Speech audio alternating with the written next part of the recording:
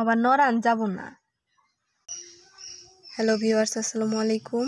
তো আজকে আপনাদের জন্য চলে আসলাম 6 নাম্বার অংশে যে বাংলা ভাষার অপপ্রয়োগ ও শুদ্ধ প্রয়োগ সেই বিষয়টি আজকে আলোচনা করব।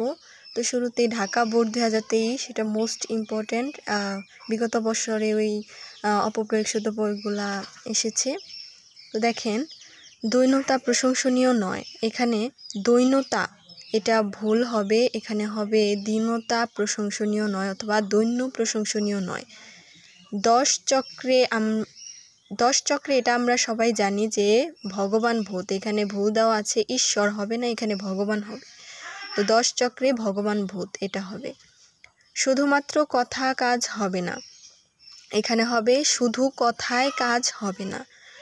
শুধুমাত্র এটা মাত্র হবে না এবং কি এটার সাথে অন্তস্থ অযুক্ত হবে, শুধু কথায় কাজ হবে না। তার কথাই প্রমাণ হলো, এখানে তার কথা প্রমাণিত হলো। তার কথায়, এখানে কথায় প্রমাণিত হলো। তিনি সস্ত্রীক এসেছেন, অর্থাৎ এই সস্ত্রীক এই বানানটা ভুল এখানে আছে।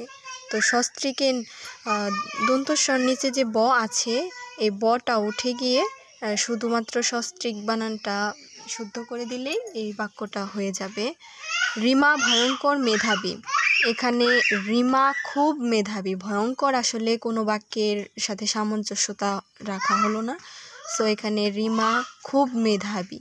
করোনাকালীন সময়ে আমরা কোথাও যাইনি, কালীন এবং সময়ে যেহেতু সামঞ্জস্য রয়েছে, এক ওয়ার্ড বারবার হবে না, তো এখানে ভুল আছে। করোনাকালীন আমরা কোথাও যাইনি। পরবর্তীতে এ বিষয়ে কথা হবে, এখানে পরবর্তী সময়ে এ বিষয়ে কথা হবে।